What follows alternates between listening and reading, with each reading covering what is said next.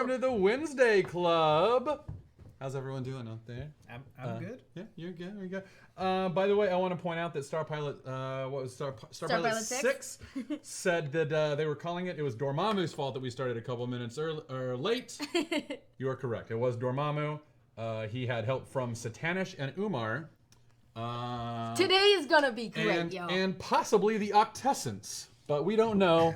We'll get into all of that later. But in the meantime, welcome to the Wednesday Club. I'm Matt Key, and this is... I'm Amy Dallen, and we are joined today by... Alan Kistler. Yay! The Sizzler himself, Alan Kistler, who knows more than any one man or woman should know about comics. Yes. Should.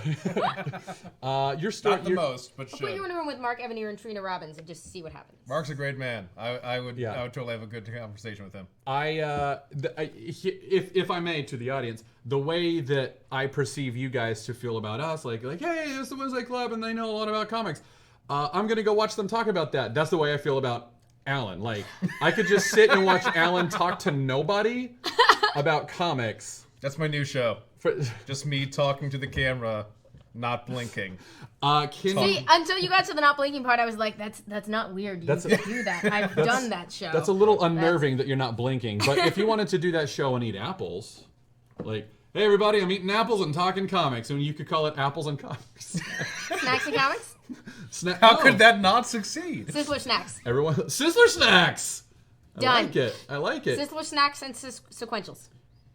I like that we keep building on the alliteration here. Of course we do. This is comics. And it's Doctor Strange, which is all about alliteration. Which is all about many of you know alliteration. Alan. He has been a previous guest. You were on the Pull and Drama Club, right? Or did I just I get you into the Drama Club? I was just in Drama Club Heroes. And I did that. That was so fun when I got real fun. I got to do Dr. Octopus and the original James Cameron, right? Spider-Man. Yeah. James Cameron, James the one Cameron. right before him that has his name on it, but he had nothing to do with. So the rumor was that he wanted Dr. Octopus to be played by Arnold Schwarzenegger, so I got to read the entire script as Dr. Octopus, like this. It was great. It was so, oh my god, it was more fun than it should have been, I think. We did Jurassic Park 4, which was terrible. And I wound up taking over for the protagonist in like the last episode or two, and finally just did it as Zap Brannigan. It was Leela. a great choice. Leela. Who was it that was reading all of the Trump quotes? Is that Brannigan? That was Billy West. Billy West. The or- real Zap. Zap Brannigan. The legit. And Mark Hamill read some as the Joker. Yeah, yeah, so good. Don't want to get into politics, but those are brilliant. All right, welcome to the Still Wednesday talking Club. cartoons. Yeah, we're still doing. Welcome to the Wednesday Club. Today our title is Sanctum Sanctorum because that is the name of Doctor Strange's manse, his house, his Greenwich Village mansion. So we're gonna get into all this, but one thing I loved because I've read Doctor Strange here and there. I know bits and pieces. Like when you're a Marvel fan, you just absorb certain characters. Sure. I have no idea what the first Doctor Strange story I read was, and I've read very little of his solo work, mostly ensemble stuff. So I was going back through the masterworks to read the early Lee Ditko stuff.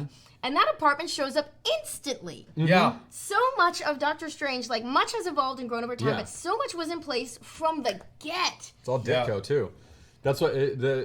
Should we get into that, or should I like give an introduction? You're like, behind the table. I'm jumping all over the place. I don't know how this ahead. works. I've never been behind the counter, so I don't know how this works. You're watching me learn on the job, everybody. Welcome to the show. Today we're talking Doctor Strange. We're going to use that as a jumping off point to talk about other magical characters in both Marvel and DC and anything else. We'll be answering your questions about magic and comics. Hopefully we'll have time to address like the necessity, like the narrative necessity for rules. What makes Doctor Strange so tricky to write and other magical characters so tricky to write. Why those stories can succeed or fail, all that stuff. Because magic is tricky. It's a tricky narrative thing to do because magic solves everything. Like you like Depending on how you play it. depending on how you play it. Yeah. But narratives require conflict, and if magic can get rid of conflict, how do you write that story? So hopefully we'll get into that a little bit. Not that I know anything that I'm talking about in regards to that, but I assume that you two do. We make it up as we go. So anyway, we're going to talk about that, and I'm going to do my best to do the deepest possible dive into the... I have not read all Doctor Strange. like I was going Amateur. through. You phony, get out! Don't geek shame him. I don't know it. I know you. You know better. Yeah. I'm just admitting, I consider myself a Doctor Strange expert, despite the You are. fact No, you that are. I have not read. In fact, I was going through the list last night and putting together a chronology for the show, and I was like, oh my god, I've never read Doctor Strange. I've read like 4 issues from Doctor Strange Sorcerer Supreme, which was the title that ran through the 90s. That's like the biggest hole for me. I haven't read No, you're right. We should kick him out of the building. of the volume 2 from the late. I've read almost everything in the early 70s, but I haven't read. Give us some context. Who's Doctor Strange and when was he created? Yeah. What company does he go with? What does he do? He's some kind of doctor? Well, Doctor Strange was created by Steve Ditko and pitched to Stan Lee, who approved it and then put his name on it as well. You may know Steve Ditko as the artist and co-creator of Spider-Man. Spider-Man, yeah. Steve Ditko was a big guy in the 60s and 70s, crucial to Marvel's development. He then went solo and did his own thing. Still alive, as far as like He is. He's an Reclusive, absolute yes. hermit, a recluse. He also was a major factor behind characters like The Question, and he had falling out with Stan Lee during the Spider-Man days, and he's an interesting cat because he's someone who follows the Ayn Rand idea of Very black and justice white, yeah. Yeah, in fact, Wait, no, I don't know if I want to know this. Yeah, so Do I want to know this? He had a character, Mr. A, who was a precursor to The Question. And Mr. A would leave a business card that was just half black, half white. And because in Mr. A's viewpoint, A equals A. There is good and there is evil and there is nothing in between. And no one needs phone numbers. Right. Yeah. Okay. And likewise he followed that with The Question and all, and so that's Question one is of a DC hero who's Right. also a sort of justice seeker, but has gotten weirder. He also, speaking of weird characters, Steve Ditko also created the Creeper. Yeah. At DC, Which is basically like the Joker. Yeah, it's sort of like in a some heroic ways, but- Joker yeah. with a red, either boa or mane, depending on and which yellow, artist. and a yellow Google face, search, right? Yeah. I guess don't just Google search Creeper, but look up Creeper DC Comics. DC Comics. Don't say that when I have coffee close to me. I almost spit all over Alan. But so one of the things that's interesting to me about Doctor Strange then is that Ditko is such a pragmatist with so many of his stories and how he approaches stories, and with Spider-Man, it's been said by different sources that he actually part of how you see the shift from when Lee was really writing the stuff and when he started turning over writing duties to Ditko and was just tweaking and Dialogue improvising and some such dialogue like here and that, there. That you lost a lot of the asides of like some kid looking up the street like, oh my God, who's that? And the mom going, come on, we're late for school. Yeah. Or Spider-Man, or like J. Jonah Jameson saying like, go get yourself some spin records, kids. And like all these little things, and Peter having real conflict about maybe I should just be the criminal everyone thinks I am, started going away when Ditko took over. Because Ditko wasn't into heroes who have that moral introspection, that black and white gray area. And so I find it very interesting that he went into Doctor Strange, which, although Doctor Strange seems to be a determined person with a sense of purpose, lives in this weird, abstract, conceptual world. And this is a very famous sort of aspect of it because, of course, the early Doctor Strange comics, which I think we're probably about to get into, became very influential on a lot of people in the late 60s, sort of participating in psychedelic movements and making posters for things. Yeah. And there are lots of sort of legendary stories of weird hippies who wanted to track down the creator of this guy, and they would meet Steve Ditko, this crew cut, straightforward, Straight-edge not dude, one of them at all, and then sort of be confused. Yeah.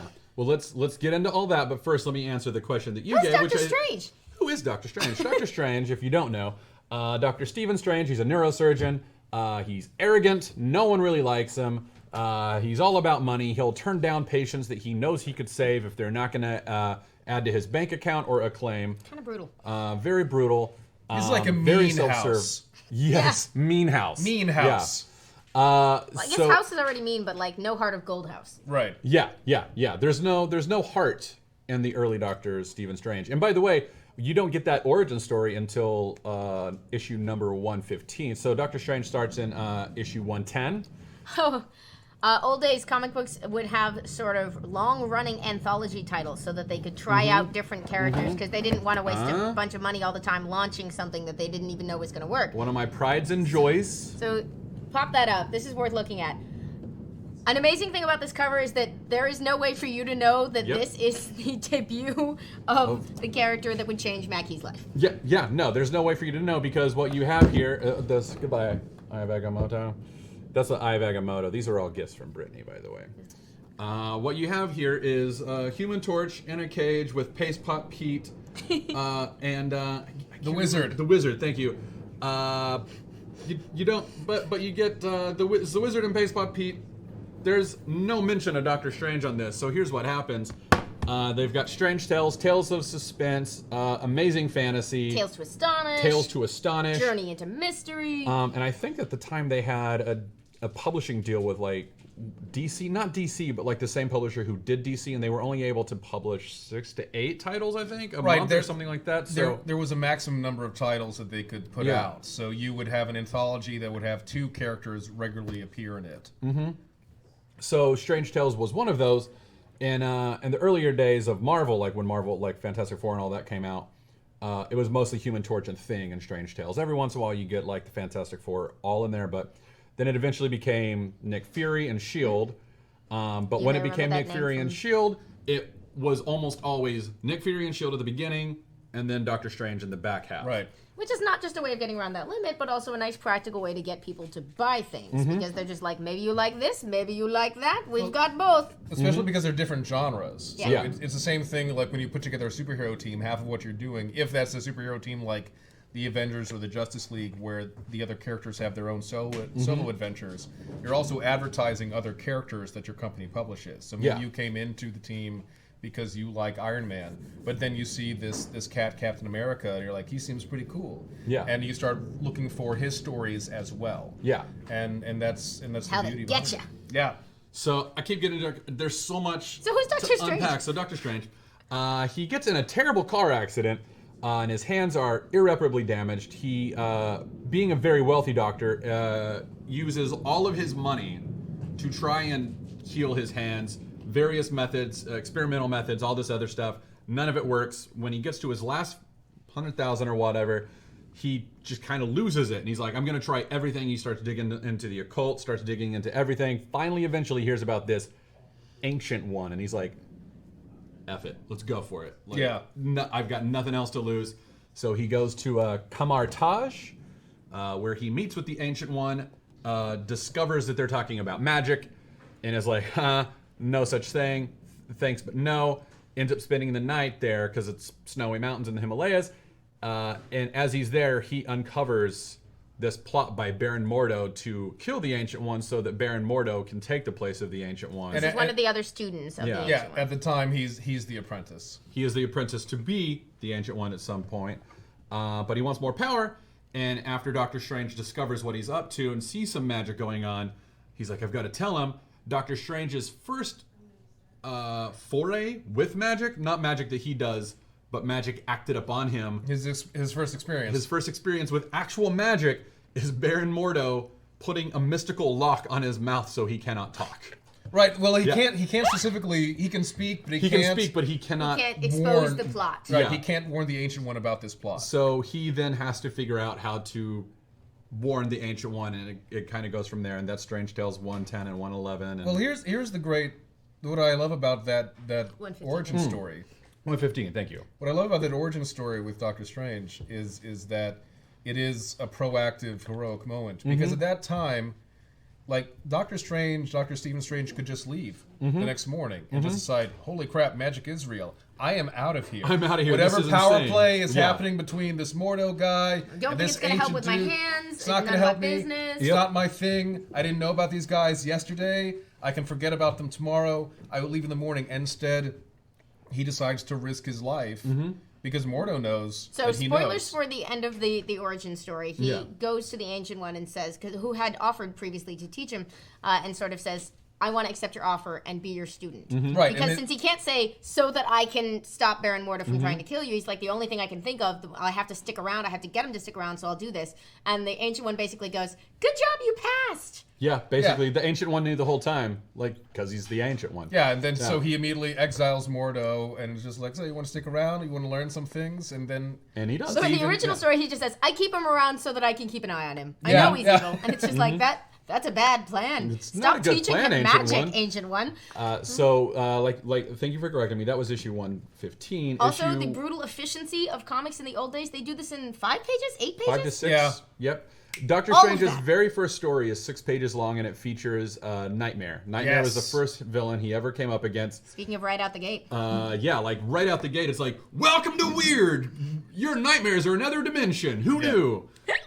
So Nightmare is the favorite villain of Scott Derrickson. In fact, he wanted to make the main villain of the Doctor Strange film Nightmare, and Kevin Feige was like, we're already doing enough to just explain magic in Doctor Strange. Explaining to the audience that their dreams are another dimension that's lorded over by some weird, strange, demonic entity that we can fight might be a little, Is this true? little much out of the gate. Yeah. Interesting. So the second film right now, anytime Derrickson gives an interview, he's like, well, I really like Nightmare.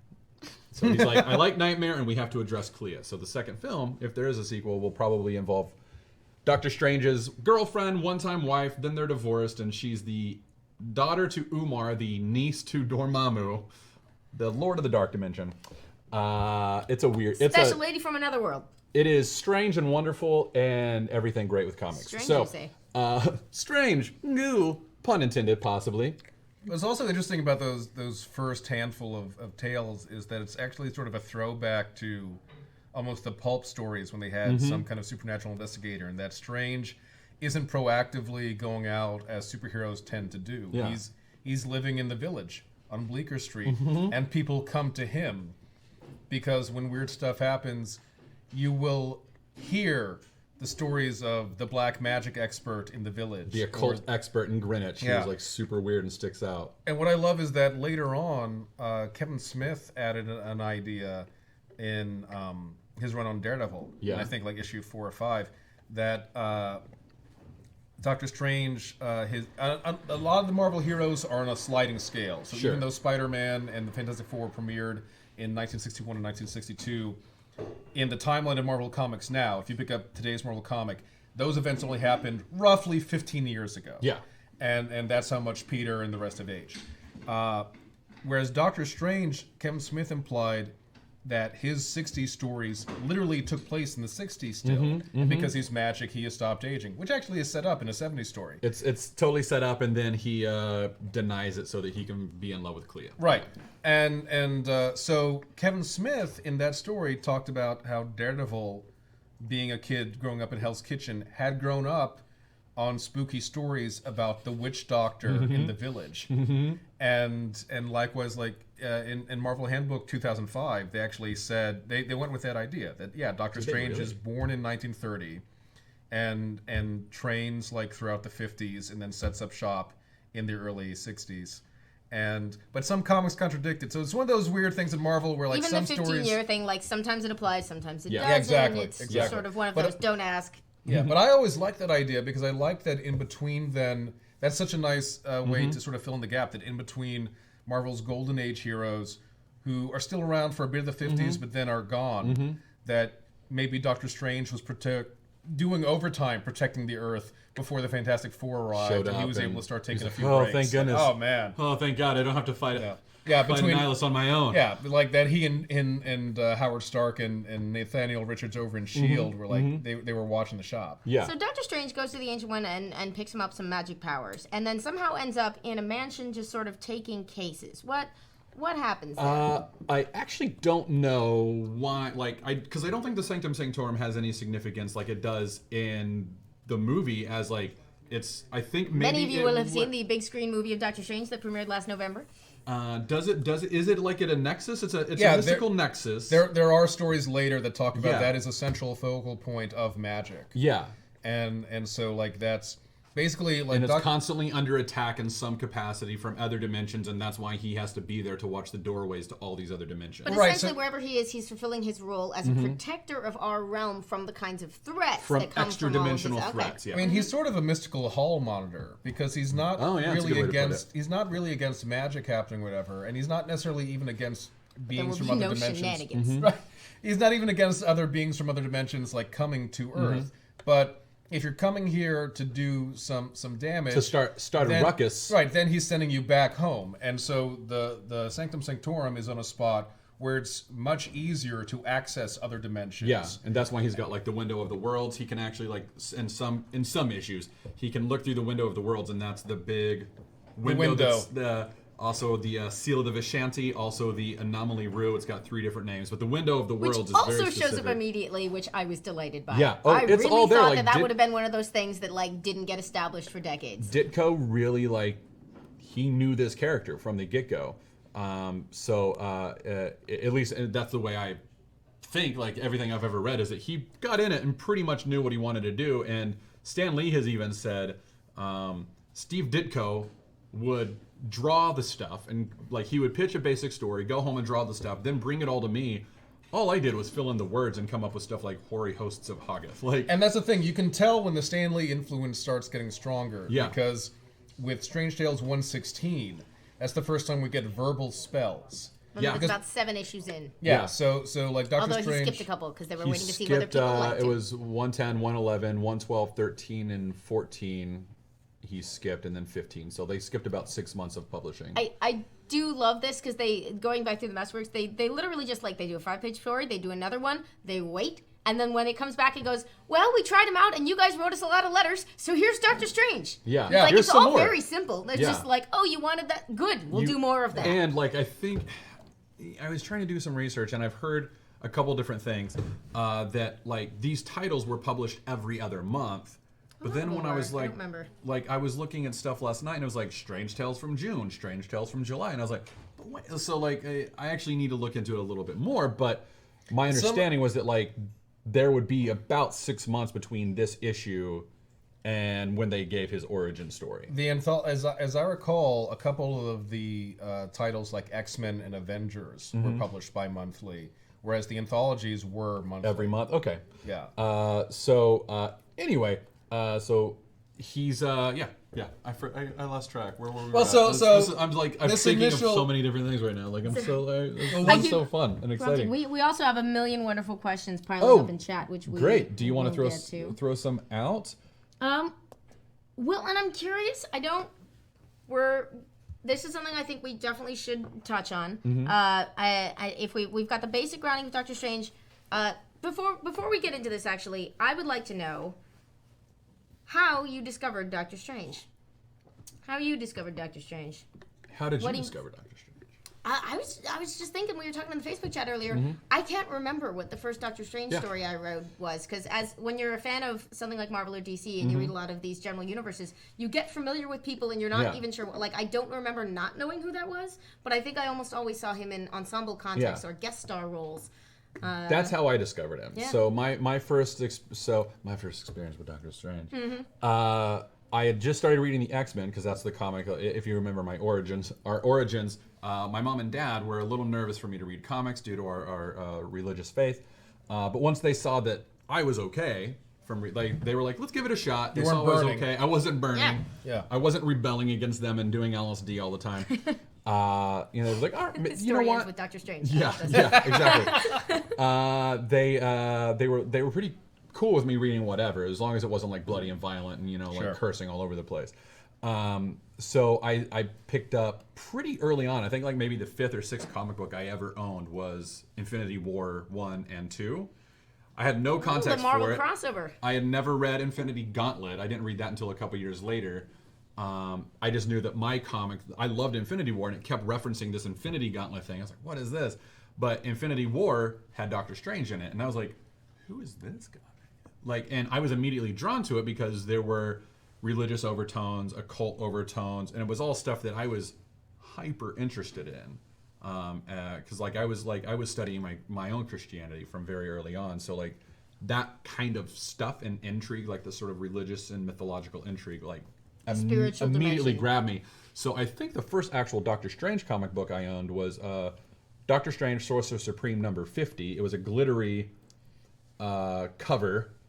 I don't remember anything about it except that Wolverine and Spider-Woman were in it. I just remember, I think that was my first actual Doctor Strange comic. But that's how I discovered him, was through Infinity War. And then when I went and read Infinity Gauntlet, he was basically the doorway to go fight Thanos. And I was like, he was kind of like, all right, look, Thanos is out there. This guy, Adam Warlock, just appeared to me. He's like, this dude's legit. We need to go take care of this guy. So you guys all go do that. Here's a doorway. Go do that. I'm going to protect the Earth in the meantime by myself. And I was like, well, this guy's awesome. He's like telling Captain America and Iron Man basically what to do. And the Hulk, he's like, Hulk, stop it. Go. Just go through the portal. Go. So I fell in love with him from there. So That's amazing. Alan, is Doctor Strange personal to you? I have a great affection for Doctor Strange, actually. We talked about this on the Facebook Live beforehand. I do think a lot of characters in Marvel and DC maybe work best if you gave them a mini-series every 2 years, or like one story every 2 years or something, because when you have an ongoing series, you will inevitably, especially if you're trying to fill in because one writer left before you wanted them to, or you didn't get the next writer that necessarily has the best voice for it, you'll have 6 months to a couple of years of stories where it just doesn't work well with the character. Right. Or especially if you read Doctor Strange through the 90s, the Sorcerer Supreme series, it seems like every couple of years the whole point is, and he lost the title of Sorcerer Supreme and has to earn it back again, which gets a little tired after the second time, you know. But I had a great affection for Doctor Strange. I got into him through Spider-Man, who was one of my early loves of superheroes at all. It was the Spider-Man annual from number like 2. That was the first time they crossed over. Not the first meeting. It was I want to say the late 70s or early 80s, where there was a prophecy that something was happening, and Doctor Doom and this demonic creature were both sort of in on it, and just like, and this thing will happen unless a man who is like both spider and of man will team up with a great sorcerer, and they'll stop it. And I was like, this is just getting weird, and I dig it. And I like that they had sort of an interesting banter. And then the second Doctor Strange story I actually really found, other than his appearances, I did see his appearances in Infinity Gauntlet, Infinity War, but everyone was there. But the next one where he was at all a focus was it was a Marvel one of their premiere specials, like the fall special or something. There was a short story that was actually of his apprentice Rintrah, taking on Rintrah. In the 90s. One of Doctor Strange's... I have a picture of Rintrah if you want to show that weird guy from another dimension. Like Rintrah was a minotaur from another dimension. Who I love that sentence so much. Sure, yeah. And he was learning magic, and then he became Doctor Strange's apprentice for a while. And in this short story I read, he took on human form to go. He had been reading Shakespeare on the Doctor's suggestion, and he took on human form to go watch Shakespeare in the park because he had never seen Shakespeare performed. And oh my god, this sounds delightful. And stuff goes down, and so in the midst of something, he winds up helping someone, but also accidentally loses his glamour, and he's now seen for what he is, and the audience kind of stops, and he then starts trying to play along with it, quoting A Midsummer Night's Dream. And he quotes Puck's lines. And it's just like, I go, look how I go, swifter than an arrow from the Tartar's bow, and like runs away. And the audience is just like, what? Is that part of the show? and then he just Are we gets doing home. an immersive theater thing right now? and he gets home, and he's just hoping like, okay, I got home okay, the Doctor doesn't have to know. And you see the Doctor Strange like, how's the play? Did you like it? Did you like? And he's holding a newspaper that has a photo of Rintrah and says on the headline like a gentle beast, but one with a good heart. Like, it was another Shakespeare quote. Sure. I just thought that was delightful. I loved. He was not in it a lot, but I loved Doctor Strange's personality there as sort of this chill mentor. Like, Molly the Techie wants to track that one down, by the way, if you happen to remember what that was. Yeah, was that like a Marvel... Because I know there were a couple good Strange stories of Marvel fanfare. It wasn't Marvel fanfare. It was... Marvel premiere or something, maybe? It was definitely in the 90s. We can circle back to this one. Yeah, I'll figure it out. But yeah, it was just this delightful story. And what attracted me there was it was the first time I saw that Doctor Strange didn't take himself too seriously. Yeah. And that was another thing that had attracted me to him in Infinity War. Because when we first see him in Infinity War, he is at his dinner table. He's just floating in the air, but it's not a thing. He's just doing it. And it's just something that he does. And Wong comes in because he's reading something. Like, what are you reading? It's like, oh, I'm reading about this medical case about mass hysteria happening in this village. I don't know, somewhere in Alaska or something. And I just loved that instantly. Like, he's a magician now. He's a true sorcerer, but still has an interest in medicine. That was his passion. And over breakfast, he's reading up on what are the most recent medical things and psychological things. So the fact that you had someone who was not discarding science, just he was accepting magic, was a really interesting take on it for me. I think that's one of the main things that I identified with so much as a kid was that he could float at the dinner table. Yep, I wanted to float at the dinner table while I ate my Wheaties. Yeah, no, I loved it. Wheaties, you nerd. Yeah, yeah, Alan. Yeah. No, I love that he was a man of science. Yeah. Who was still able to hold science in one hand and still study the occult in the other. Yeah.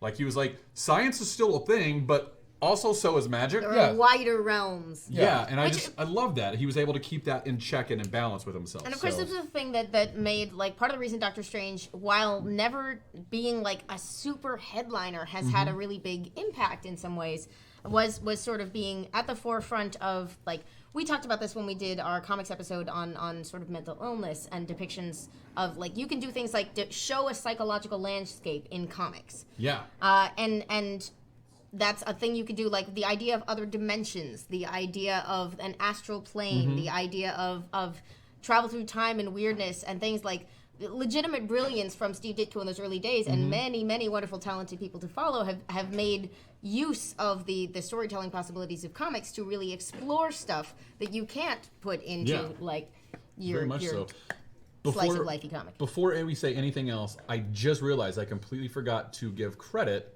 to our chalkboard artist. Oh, yes. Ken Wynn, who did an incredible job. It's lovely. Eye of Agamotto, we got the Cloak of Levitation. He's mustering some magic, and we still have my little Easter egg where I drew the seal of the Vishanti and permanent marker on a chalkboard without realizing that's what I had done. So. And once again, he's casting a spell with the American Sign Language of "I love you." Is that what that is, really? I mean, coincidentally. I just learned this. I didn't know that. I know that this is. I know that that's his. I didn't know that was. Depending on how you, yeah, but I love you. He's fighting even with the power of love. Who knew? Like a Care Bear. All right. Sorry. Before I derailed us, Amy and Alan, please say what you were going to say. Well, I was just going to add another thing that Warren Ellis wound up writing about 3 issues of Doctor Strange, and then sadly left the title. I'm sure there was. When was this? This was I want to say like 98, 97. And is it connected to this person's question? What was up with Doctor Strange being quasi-evil with long blonde hair and an eye patch? Because I have no idea what that is. That's the new Strange Tales title. That was like 1990. That was. I actually have it written down here. Yeah. Strange Tales Volume 2 went from let's see, 80. It was like 85 to 88. Ish. Yeah, because it was right before Sorcerer Supreme. It led into Sorcerer Supreme. Yeah. So let's get into that.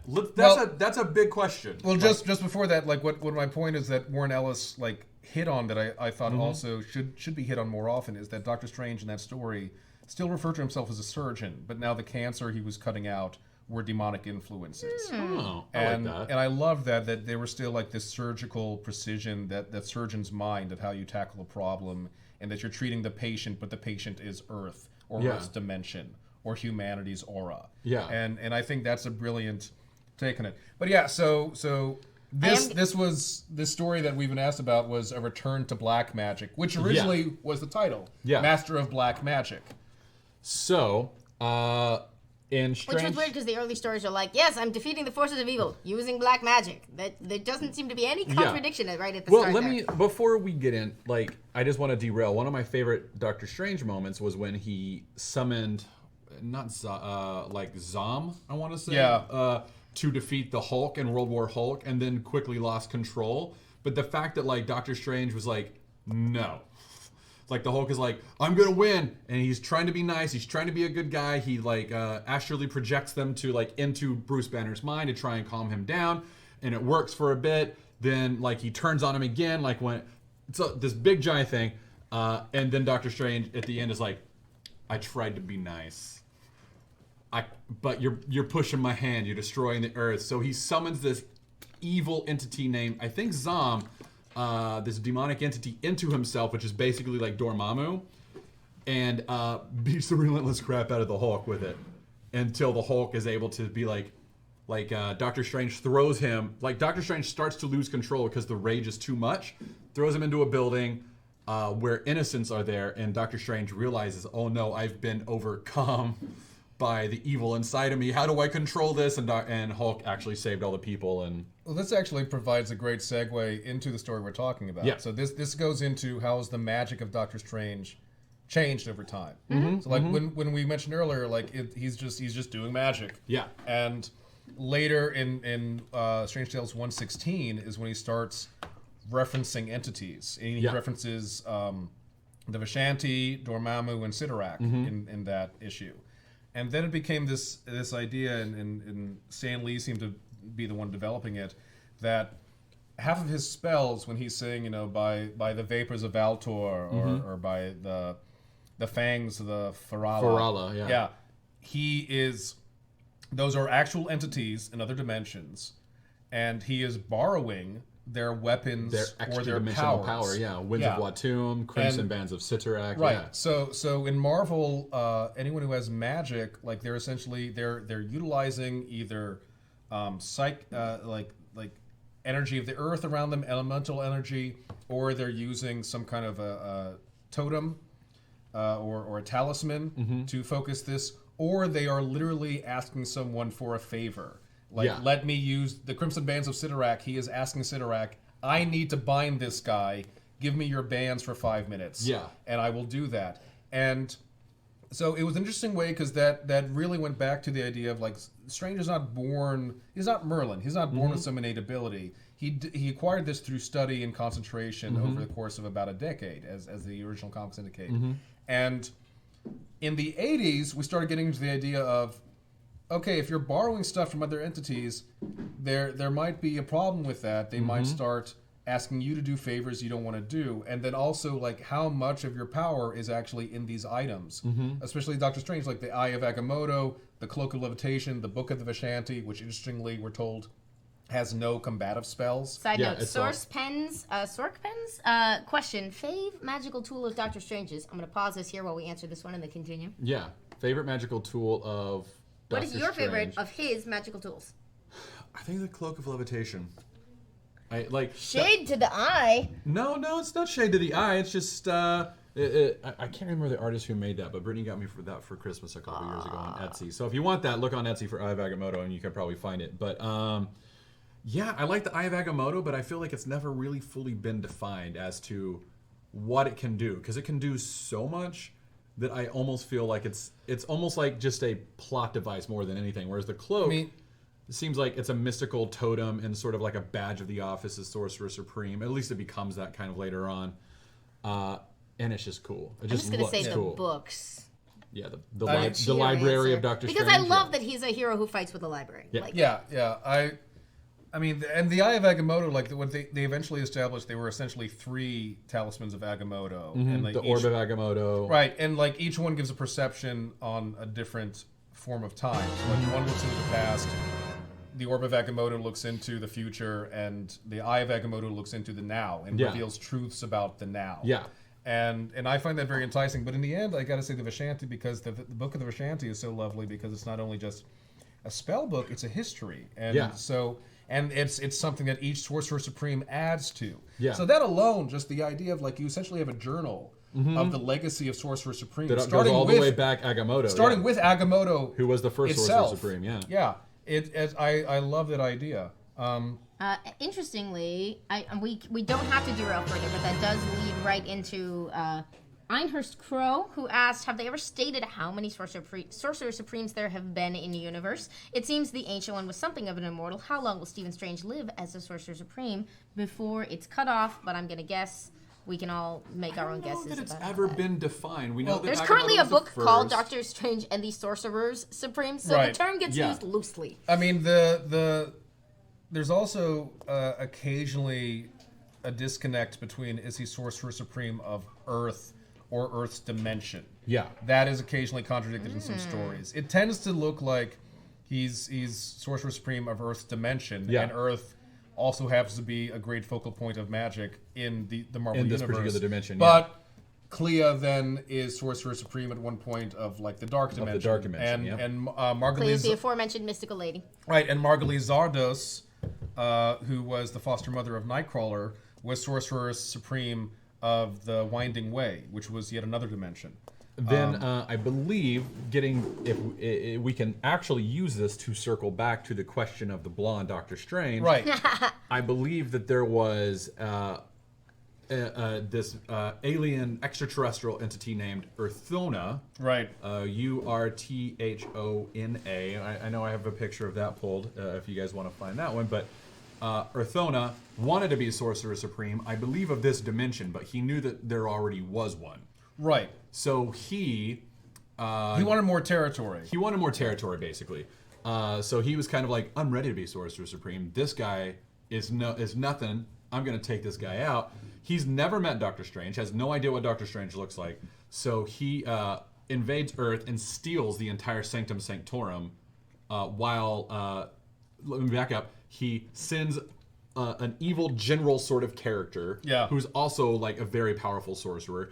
This very powerful sorcerer mortally wounds Doctor Strange. Doctor Strange then uses his astral form to inhabit Morgana Blessing. Is that her name, correct? Yeah, which was a great thing. It was so great. It's a great picture of the cover has like a female Doctor Strange. Yeah, and we finally got a lady Doctor Strange. And it was she's great. so badass. It's like, oh yeah, I would read it. I would read I would a totally female Doctor Strange. look at her. You're This telling is me it amazing. did Yeah. not then result Look, in just her having her own book forever? Because Yeah. What, right? I'm That's getting so cosplay awesome. thoughts right now. You should, and then just like you can borrow my cloak. Oh, I forgot, I brought my Doctor Strange. It's in the prop closet right now. My Doctor Strange costume. He just casually adds his cloak of legislation in the closet. It's just always there. But so It's just floating in the background. That So- story ended with Doctor Strange like deciding, well, there's too much of a risk that this guy will win, so I'm gonna blow everything up. Yeah, I'm gonna destroy all my magical items. So remember Rintrah. Yeah. Rintrah is his apprentice at this time. Okay, that's way too much information. yeah, Sorry. the point is he blew everything up, and so now he gets into Rintrah's body. They go to the planet where Urthona lives. The astral form is behind Rintrah. The astral form's in him. Doctor Strange's body is just like chilling in the background in a cryo sort of state. They get to the planet, and since this Urthona has never seen Doctor Strange, he assumes that Rintrah is Doctor Strange. And since Doctor Strange's spirit is inhabiting Rintrah, it essentially is Doctor Strange. So this giant extra-dimensional Minotaur is fighting this weird, don't even know how to describe him kind of guy. an alien. Just a weird alien guy. And they're fighting, and in the meantime, they have this female hero named Topaz, I want to say. Is that correct? Topaz. Who, depending on which basically comic an empath. Yeah, depending on which comic you read, she's either blonde or a blonde white woman or a dark-haired Indian woman. Yeah, depending on... Comics. Comics! But he has her and Wong captive because they were in the Sanctum Sanctorum when it was stolen. So Rintrah ends up helping save them, but in order to save the friends, Doctor Strange essentially destroys the entire Sanctum Sanctorum. That includes the Book of the Vishanti, the Eye of Agamotto, like it all gets destroyed. Yeah, and so he has to now rely, like the game has changed, and so in the next Strange Tales series, he is now relying on black magic, on 'cause that's all it calling on exists. darker entities, Yeah. and then also he gets injured and very very quickly and winds up wearing an eye patch for much of that series. And this was just part of the It had something to do with like the dark energy behind it, like had corrupted that eye or something like that. I think, You know, which as is why he happens. wore an eye patch. as happens. Naturally. But I mean, this is like when it comes down to it, this was the late '80s. Comics had experienced upheavals and deconstructed stories, such as in Alan Moore's Swamp Thing, in The Watchmen, in The Dark Knight Returns, and certain people took from these stories, this were great character pieces, and we must do better character pieces. And certain people and editors said, well, these were dark, therefore what we need to do is be darker, and our comic books will be better. And that's sort of what happened with several characters. So in Doctor Strange's case, we depowered him, we went to literal black magic, and gave him an eye patch. Of like, now we have Doctor Strange for the late 80s. Like, it's the 80s, man. Dark and gritty. So what happens, though, when he destroys all of those artifacts is it turns out those artifacts were helping keep other beings from invading the Earth. Right. Like there's a demon named Kahat, I want to say. Like it's not like there's a Kahat and then there's like the leader of the Kahat. It's actually the cover of the Strange Tales volume that you can buy, the trade paperback, has that character on it. If you want to show that real quick, but I have it on Comixology. Otherwise, I would be like, here it is. But he's one of the demons. There's other entities that start invading. Which is another great thing about Doctor Strange, that there's constantly an idea of consequence, which is great for narratives. Yeah. So this gets into I wanted I'm gonna throw this question in here, but as we discuss I'm very interested in the topic you led up, which is are there rules to magic? What does that mean? What does it mean to have rules? This is a similar sort of question from ActCat. Hi, ActCat. Yeah, and by the way, we have some bits, and I'm going to read out your messages at the end. Y'all are really sweet. Question. Darko Suvin, great name, that's in there, distinguishes sci-fi from fantasy, mainly in that sci-fi follows internally consistent rules that stem from a singular thematic difference from reality, whereas fantasy is non-realistic writing that is not ruled by this constraint. Given this definition, which I'd say we can take a moment to comment on whether we like or dislike this definition, would you consider Doctor Strange sci-fi or fantasy, and why? Can you give me the definition again? Darko Suvin distinguishes sci-fi from fantasy, mainly in that sci-fi follows internally consistent rules that stem from a singular thematic difference from reality, whereas fantasy is non-realistic writing that is not ruled by this constraint. I think the idea being like, if you decide spaceships are real, you don't also necessarily get to say that things are invisible. If you're writing hard sci-fi, that would certainly apply. I mean that's the thing. Like in both sci-fi and fantasy, I think both need to rely on an internal consistency, but also both will have exceptions for dramatic purposes. So, for instance, like Star Trek has its internal consistency of these things happen, and this is how our technology works. But then there will be one episode where something happens like, but that's impossible. That's not how it works. Like, well, they did a thing. Or like, well, Q rewrote reality. And so that doesn't all of a sudden make it fantasy. Right, exactly. Likewise, in Lord of the Rings, yes, there's Sauron and everything, but we do get to have a familiar consistency with the characters, so that even though Gandalf is a wizard, if during his one of his major battles in the first book, he seemingly falls to his death. If during that fall he has sprouted wings because he cast some spell and sprouted wings, there are a lot of readers who would have said, wait, mother trucker. There have been many instances where that would have been handy. And instead he had to call on eagles and stuff. So this power can't exist. Like, there needs to be an internal consistency even in fantasy. Sure. And some fantasy will go out of its way to come up with more rules. The Dragonlance books followed the idea for Dungeons and Dragons, where any spell a wizard does, once they've done it, it evaporates from their memory, and they have to study it again. And that keeps wizards from essentially being gods. Yeah. So I don't totally agree with that. But the idea of if we went with that, then is Doctor Strange fantasy or sci-fi?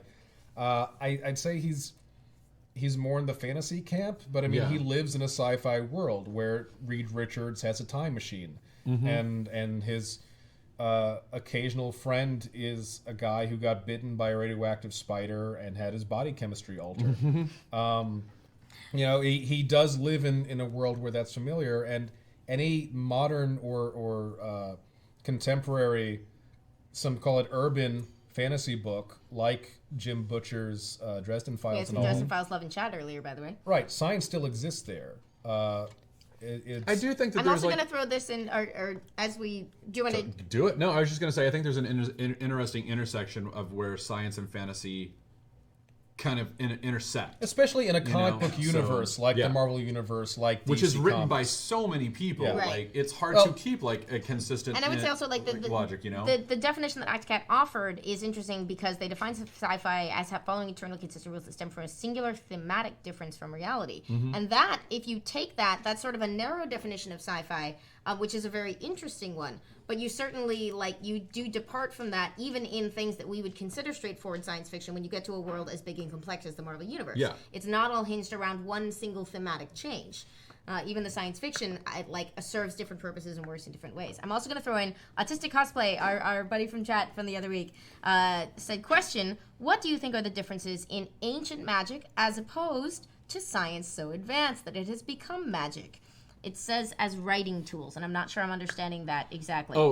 Science so advanced that it has become magic as writing tools, or as a way of being codified. As a way to in the first Thor movie where they're like, well, it's just science to us. Yeah, that's it's well, like a then narrative, is it as an off tool, right? Any sufficiently advanced technology. Arthur C. Clarke. Arthur C. Clarke, thank you. Yeah, it's Arthur C. Clarke's any third law. sufficiently advanced technology is indistinguishable from magic. Yeah. And this is sort of the opposite. Maybe any magic sufficiently stable is indistinguishable from science. Which is actually a Doctor Who quote.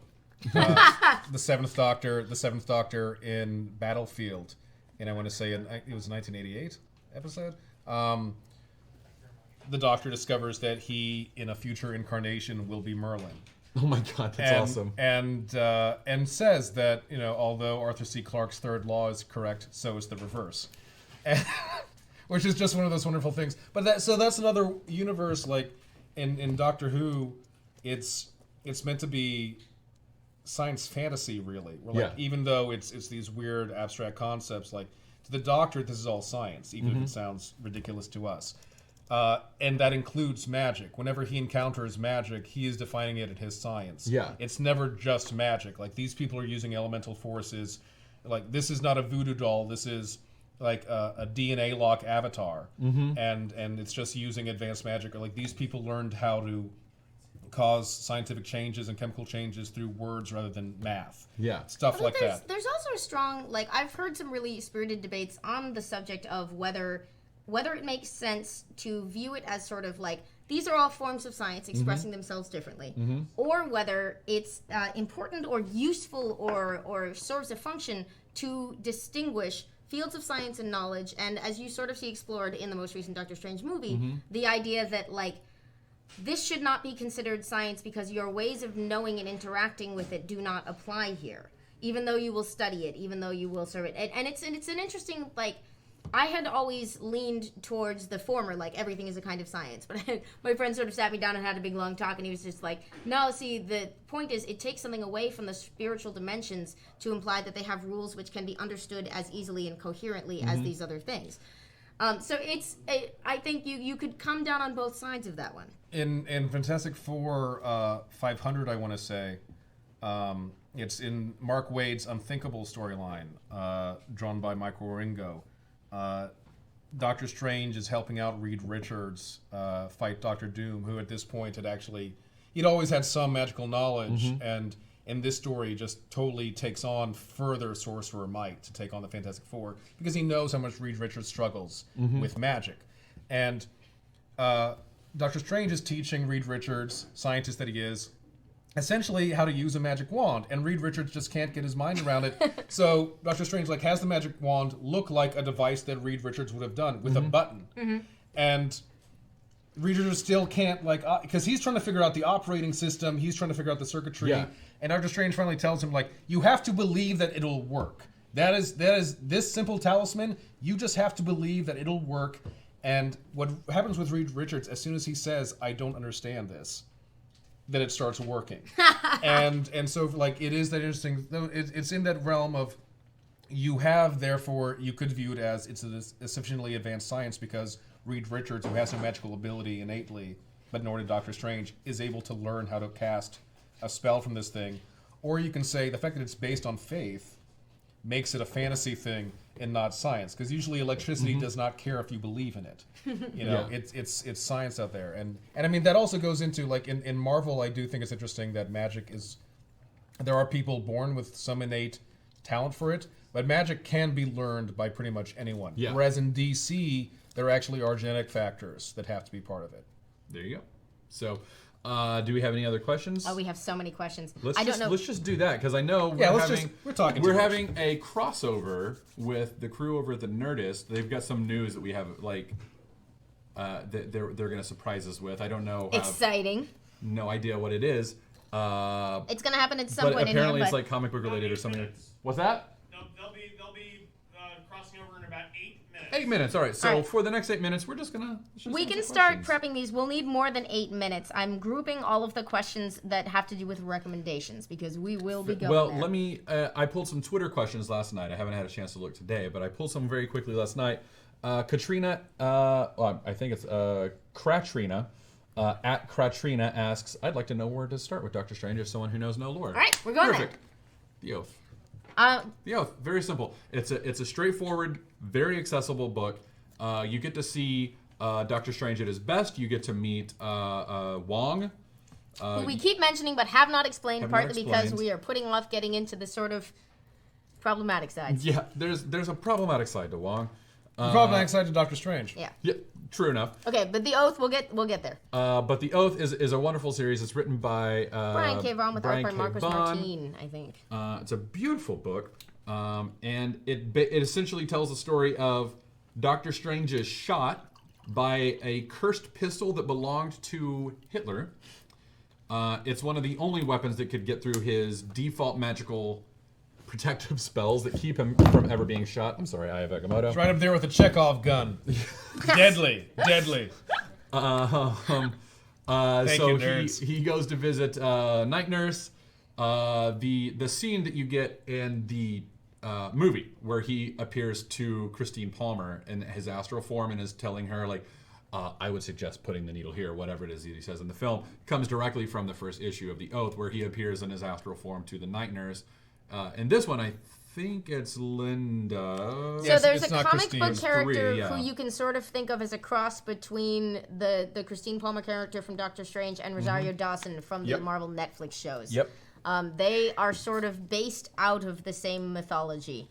Yeah, there are 3 Night Nurses. But I believe it's Claire Temple who went on to actually be the Night Nurse, like more or less. Claire Temple was a Luke Cage supporting character. They've assigned right, the Night that's Nurse right. name to the name of a different supporting character, and they've kind of comboed Linda, them. but anyway, It's It is Linda Linda. Carter because it's really Linda awkward Carter, yeah. that they're like, really? Yeah, And they Linda, actually named her Linda before? Carter? Yeah.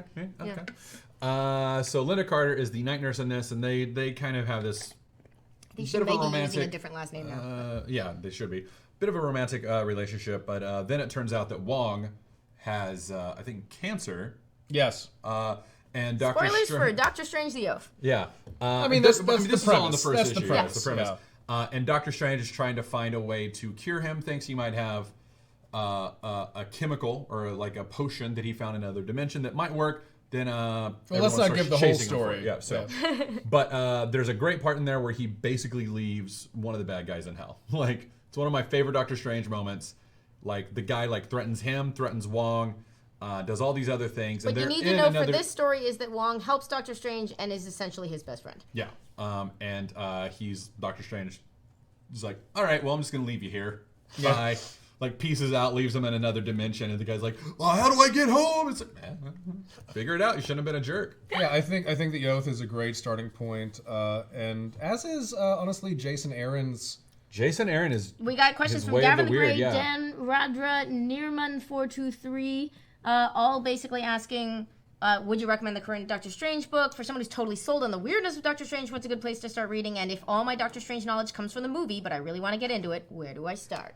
I would say, yeah, The Oath is a great single story. And it's a standalone, which And is it's a nice. standalone. It's only 5 issues, so it's relatively short. Jason Aaron's The Way of the Weird has been collected, so you can pick that up. I think it's in 2 trades now, right? Two PBs, right? Yeah, and then also just for shorter stories, I think if maybe you're familiar with other superheroes, like Spider-Man or something, like another nice segue into it is the Untold Tales of Spider-Man special of Doctor That was Strange. only 4 issues, I think, right? Oh no, this is just a one. This was But a like it one was shot. essentially like the size of like. Yeah. But it was a graphic novel. It shouldn't be too hard to track down. And it is the retroactive first meeting between the two of them as they seek out the Lantern of Lantar, and because alliteration is fun. Who doesn't love alliteration? You know, but that's that's again like the absurdity of Doctor Strange is one of the things that I love about it. That it's unapologetically absurd at times. And then also I think just for character bits, I think this graphic novel, the Triumph and Torment graphic novel, with him and Doctor Doom, is a great story because it also involves him. He had been using the title of Sorcerer Supreme for a while because the Ancient One had died and he had inherited it. But it's in Triumph and Torment here that he has to go through a test that actually earns him it legitimately. And he has to face off against other sorcerers. So it's fun Dr. Doom because being one of them. Dr. Doom being one of is them. actually trying to become the Sorcerer So Adam Supreme. J. Pearson had asked, what are the must-reads of the Marvel Magic Universe? Which is this is probably going to be one of the answers. This to. is absolutely one of those, Absolutely. yeah. You get to see other aspects of magic users. You get to see the Vishanti. Another like if you are familiar with Doctor Strange or looking for must reads, then I'd say a Separate Reality trade. That's actually on my list. Separate Reality collects mostly. The reason I would recommend that is because it collects this series, Marvel Premiere. Marvel Premiere. Marvel Premiere. 3 through 14, which is 3 separate stories. There's the first Marvel Premiere number 3, which is Stanley. I can't remember the artist, but he wrote that one. And then the next 3 through 10 is them fighting like basically Cthulhu. Like essentially, it's like the writer. I'm forgetting their name. Is it Englehart? It's not. I don't think Englehart had taken over at this point. Is it Stern? It's Stern. It's Roger Stern. Roger Stern. Roger Stern basically has him going up against demons named Cthulhos, Dagos. Yeah. It's basically Dagon, Cthulhu, Shoggoths. Yeah. There's a Sliggoth demon, and it's because Shuma-Gorath, this is the first appearance of Shuma-Gorath, is trying to invade our realm. Hilariously, where did it go? Someone literally asked who came up with Shuma-Gorath and what the heck is Shuma-Gorath. I can't find it anymore, but thank you for your question. Shuma-Gorath is an extra-dimensional overlord who is basically like Dormammu in a lot of ways. He kind of collects dimensions as he defeats them, then lords over them. Very abstract. He's a lord of chaos, basically. Yeah.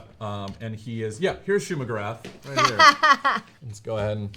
That is Shuma-Gorath. Thank you. It was Kanehurst Crow. Thank you, Kanehurst Crow. I'd say some of my favorite story. In fact, going back to the blonde question that we still have not 100% answered, that's how Doctor Strange became blonde. Was fighting Shuma-Gorath in the Strange Tales Volume 2. Right, Shuma-Gorath came back years later. So he was wearing an eye patch. Oh, we're doing a crossover? Our friends at Nerdist are about to reach out. You're gonna have to move that box. Our super high-end audio equipment here. We'll take you in just a second. Hi, everybody. We're coming over to the Hello, Nerdist we're bringing in the just a crew second. from Geek and Sundry's Comic Book Show, the Wednesday Club, to get the deep dive. Welcome back, you guys. How are y'all doing? There, I see you. Oh, cool. Hey, I'm hearing him on the TV and not even into my FB, so can I just take my FB out? Because it sucks. Hello? Hello? Were we just How are told you guys to doing? No. You guys doing good? Is that Dr. Stephen Strange on the chalkboard behind you? It is. It is by our artist Ken Wynn. Ooh. Wow. That's pretty good. He's much better than everything I do. It's He's true. our topic today. Yeah. I don't own this. I wish I did. This is my very copy nice. of first All right, appearance so of let's get Doctor into it here, Strange. guys. So if Chris Evans is done with the Shield, where could Marvel go with the character? Wait, what? Yes, surprise. Surprises, spoilers. He's out. I guess he hates money. Now we've seen really both Bucky and... Oh no, you've gone silent. Silent. The worst. Can you guys hear us? Yeah, okay, now we got you. We got you now, but we didn't hear anything before. Okay, roll that back. Let me see what... Okay, so here's the question again. If Chris Evans is done with the Shield, where could Marvel go with the character? Because we've seen both Bucky and Falcon take over as Cap in the comics. Do you think that they would replace him, or do you think Marvel would recast Evans kind of a la Terrence Howard's War Machine or Edward Norton's Hulk? I think there's only one place you can go. Alex was our guest today on the Wednesday Club. Hello, Nerdist. Hello. Captain Werewolf from the 90s when he became a werewolf. Like, clearly that's the best way for Marvel to go. Like, get the Twilight fans that are hungry for more wolf stories. Just, I don't see how that could fail. I don't see. No, but in all seriousness, I think thematically, like, the Marvel Universe in cinema is setting itself up for multi-generational stories. So you can have Steve either die or kind of take off into another life and just decide, like, this soldier's done enough. And then I would hope turn it over to Falcon and let that fly for a while and let that be sort of the next generation of stories for that character. So you think it's going to be Falcon and not Bucky Barnes? I would prefer that. It absolutely could be Bucky. I don't know if Sebastian Stan would not want to spread out his wings and try out other franchises. That's a good point.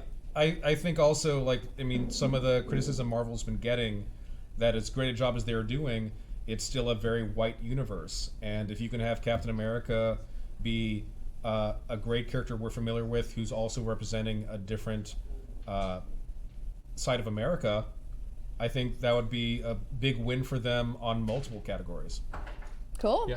I agree. Anybody else? It is very interesting that, like, I'm desperately loath to leave behind Chris Evans' Captain America because it's been amazing, but he's sort of the best situated of any of them to pass the mantle to someone because they have two really compelling potential replacements, like, sitting right there.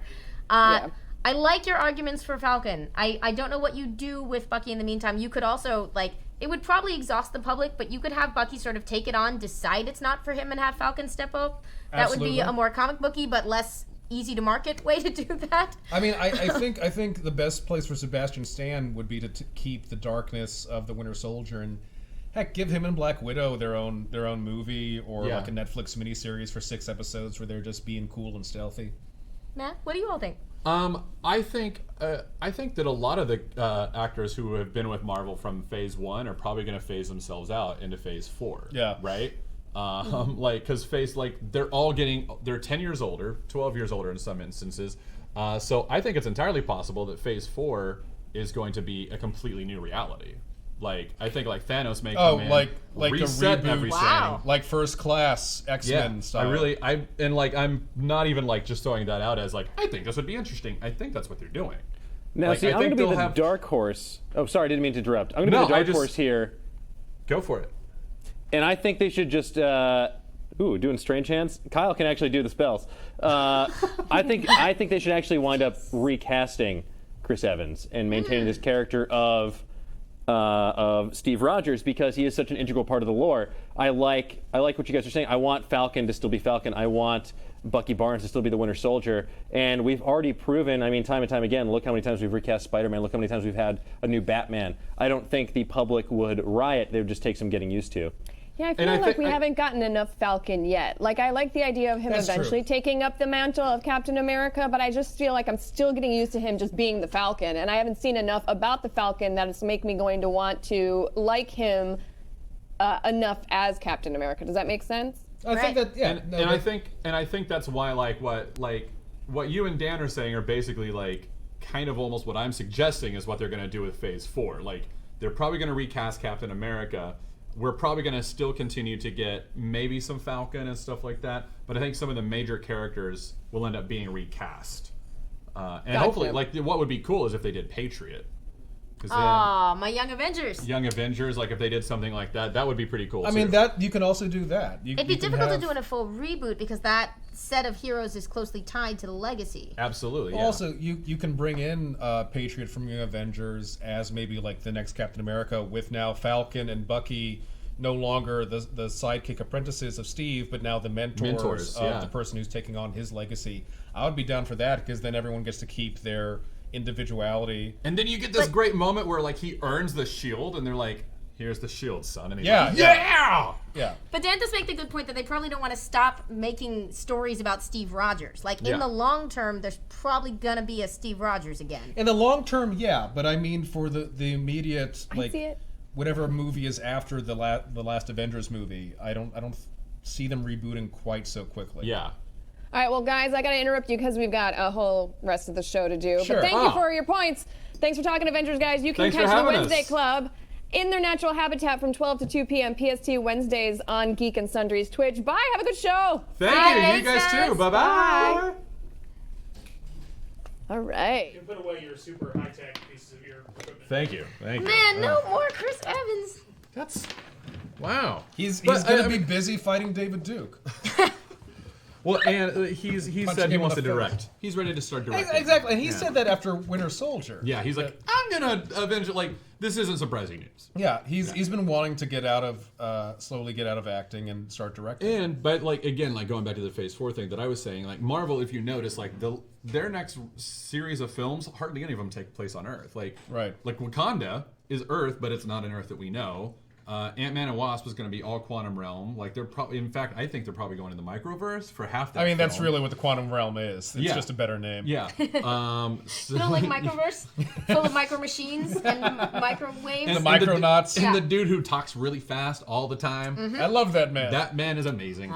So I really think that Marvel's going to take it in a weird, like, cosmic direction and kind of leave, which is why Captain Marvel's coming in, Doctor Strange is coming in, you know, Ant-Man and the Wasp. Like, you have these weirder characters, and the Guardians are still going to be around. So anyway, Doctor Strange. Let's get back to it. Y'all keep hitting us with these wonderful questions. So we were doing recommendations. Recommendations. You had brought up Separate Reality.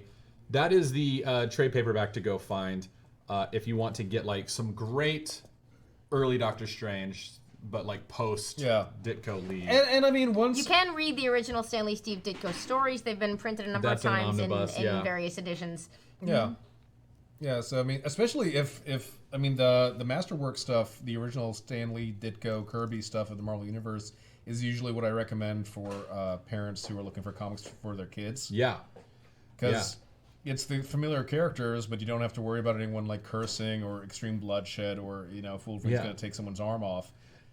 Yeah, it's and the early like Ditko Lee stuff. That one of the things that I love about it so much, and you had brought this up earlier, is that Ditko was such a straight-laced, button-up guy, and was drawing visuals that people were seeing on LSD, and like that's when like psychedelic sort of hippie culture is like really coming into it. And yeah, it just predated it. Like it got in just like a year or two before that sort of hippie culture started up. Which is remarkable. And people are reading this going, this guy's gonna be high all the time. And Ditko's like, I don't even drink. Like, you know, I love that. But there's wonderful surrealist imagery woven throughout. And on the flip side of that, Stan Lee used to get asked what books he read to know so much about the occult and what he was referencing. It's like, I'm just alliterative, man. Yeah, like, I'm just making alliteration. Like the Dread Dormammu. That sounds like a thing. That sounds like a thing. You know, like the Vapors of Altor, the Crimson Bands of Sidorak. Those are all spells that I could utilize. You know, yeah. I mean, and they sound so perfectly Stan. Like, if you can hear Stan Lee saying it, he wrote it. Stan like, Lee loves alliteration. And he loves adjectives. It was the Amazing Spider-Man, the Fantastic Four, eventually the Uncanny X-Men. He's an editor and a writer, but he's also a salesman. Yeah. Like, the Invincible Iron Man. Yeah. And he also loved to reverse words, like the power cosmic. He's like, I heard an interview where he's like, you can't call it the cosmic power. That's, okay, but the power cosmic, that's something. And you know? This is another Which thing. is actually a poetic impulse, but he makes it sound like mere shillery. Yeah, and that's another thing that interests me about how magic is played in the Marvel Universe, because you've got magic, which we've talked about, like different energy fields or borrowing stuff from people in other dimensions, and then you have like the power cosmic, which by any other definition should just be called magic, but they don't refer to it as such. It's a channeling of like cosmic power. Channeling of cosmic power. I'm like, but that's magic. And like later on, they even talk about how the reason why each of the people who have the power cosmic, like the Silver Surfer and Frankie Ray and Airwalker, the reason why they all have it in such different ways is that, and they use the word soul. The power cosmic sort of replaces your soul and is influenced by it at the same time, and therefore it becomes individually towards you. And people are like, oh, what a far-out sci-fi concept. And I'm saying, that's magic. That's totally magic. It's just magic. Which is fine. But the fact that we like distinguish that as like this weird alien concept from Doctor Strange just pulling energy from the stars is so funny to me. So let's on reading suggestions before we start anything else. I wrote down a few ones. The Way of the Weird is the current one. If you just want to jump in, written by Jason Aaron and art by Chris Bachalo. And it's fantastic. In fact, Jason Aaron did something that, like, if I was ever given the keys to the Doctor Strange kingdom as a writer, this is what I would have done, and that is see, like, basically like a person walking by and seeing Doctor Strange kind of like hunched over against a wall and saying these weird words and wiggling his fingers, and that person walking by going, what is going on with that guy? That poor homeless man who's just like drunk or something. But then to switch and see it from Doctor Strange's perspective, and he's actually fighting a demon that's on your back because he can see that realm. Yeah. That's what I've always wanted to do. And in the opening pages to Jason Aaron's run, I saw that and was like, well, this just became one of my favorite Doctor Strange books. Like, Jason Aaron is a great writer. One thing that he does with any character he goes on is he just turns up the volume. He just kicks it into overdrive. His stuff on Ghost Rider was freaking fantastic. His stuff on Astonishing X-Men, where Thor? he didn't just bring... He's in the middle of a Thor run that Yeah. we'll be talking about for decades. Yeah, and I love that when he came back, like his assignment was, okay, bring back Nightcrawler from the dead. Yeah. So it's like, I could do it the lame way, like, oh, Mr. Sinister clone him or something. But instead, I'm going to have us in a story where we go to heaven on a pirate ship. Amazing X-Men, yeah? Yeah, Amazing X-Men, yeah. Yeah. And I was like, I love this. He Love it. just goes full blast. Well, this is the Marvel Universe. His Let's have run on fun. the X-Men, what was it, Wolverine and the Wolverine and X-Men? the X-Men, Yeah. one of my Like, all-time when I faves. first started it, I was like, oh my god, this is so comic booky. And then like 3 issues in, I was like, this is so comic booky. Like, Exactly. I would love, like, Exactly. like, And the it same took a- writer- Let's rock this. We may have touched on a bit of him when we were doing our Image Comics episode, because he also does a ton of independent work. And this is just Yeah. a shout out Yeah. to Jason Aaron moment. He's great. He's got incredible range. Yes. He does like compelling crime stories. He does Started with Scalped, really right? sort Was of it- was Scalped Scalped his? at Yeah. Vertigo was one of his major books that's I think being made into a TV show right now. I think so. And then, of course, he's got Southern Bastards going at Image right now, which is this sort of heartbreaking, like, deep South story that comes very much out of his experiences. And then he'll turn around and do this, like, Wolverine and the X-Men, which is Yeah. all of the glorious Just pulpy fun you can have with Kid X-Men. Gladiator. Like, it's just like, what is going on? Like, you're going to a casino in space with Wolverine and Kid Gladiator. Like, what is going on with this story? I loved great. it. So a sense that nothing is off limits is very good in a Doctor Strange writer. So Separate Reality, as you said, has Time Doom in it, which is one of the most infamous Doctor Strange stories. Time Doom. Doctor Strange actually essentially fights God, and witnesses the simultaneous destruction of our reality and then its rebirth. Yeah. And they were afraid to run that story. Well, Stan Lee got afraid. He was afraid to run the conclusion. He wanted it changed or something. So the writers, I want to say it was Englehart at this point. Englehart and Bruner, I think. Might have been. Or Colin. Gene Colan or Bruner Frank Bruner were the artists, but I think it was Englehart. They forged a letter from a minister In Texas. in Texas and sent it in to the Marvel offices, postmarked from Texas, saying, I loved your take. Like, I think this is amazing. And Stan Lee was like, oh, well, a religious man likes it, so we'll run with it.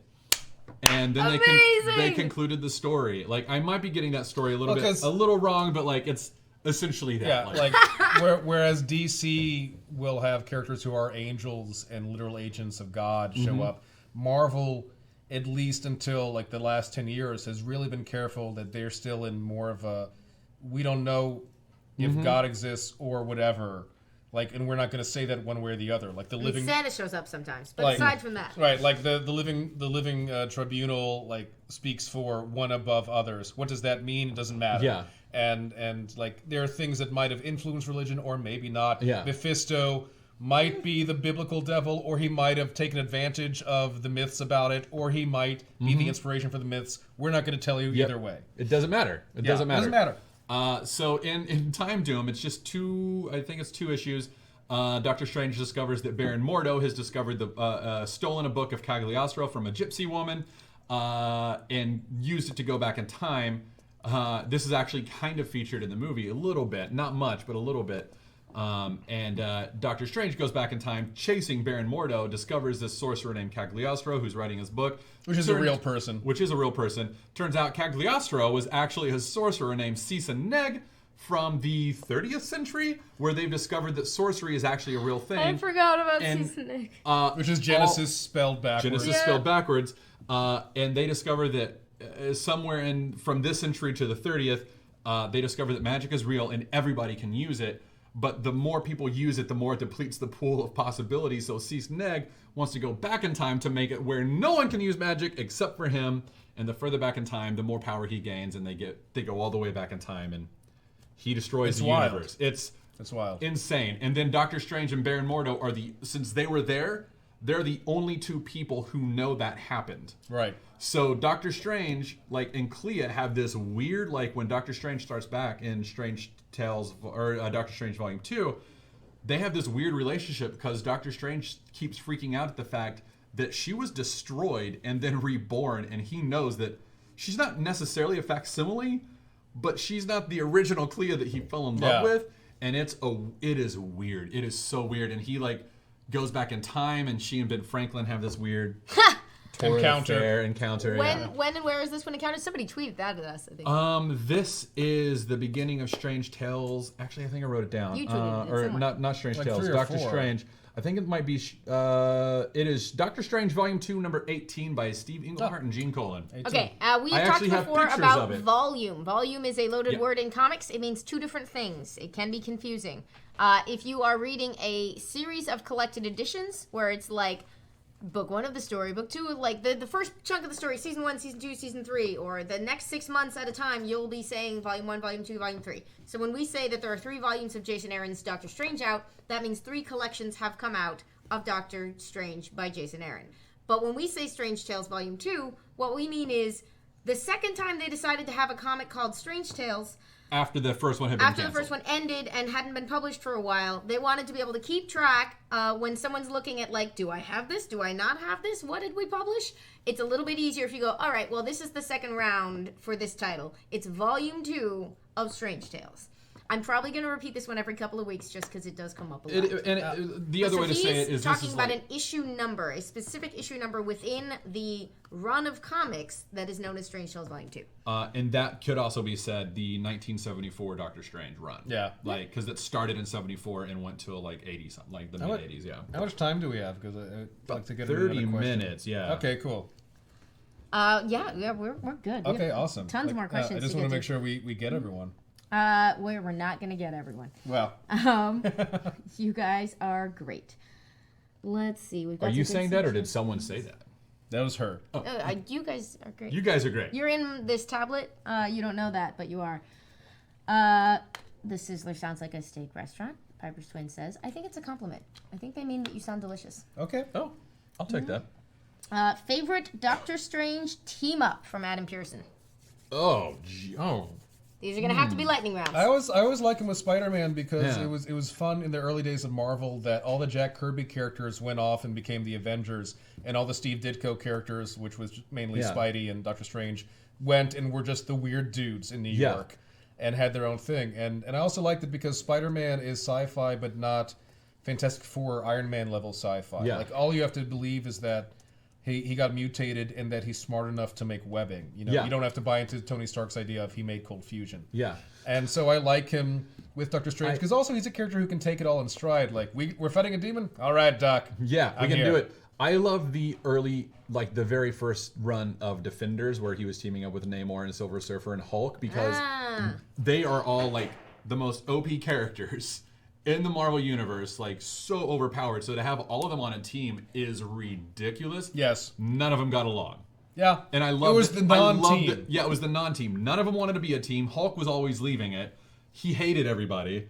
And I just love that they were constantly clashing, yet they would still find a way to fight. Who was it, not Xandar, but Xandu or something like that in the Winds of Watum. I don't know. Anyway. That The was Defenders. Defenders, Not yeah. technically a team up, I guess, but my fave Doctor Strange, I loved him running around with the New Avengers. Bendis, God, after I did love Avengers that. disassembled. That was a good storyline. It was sort of one.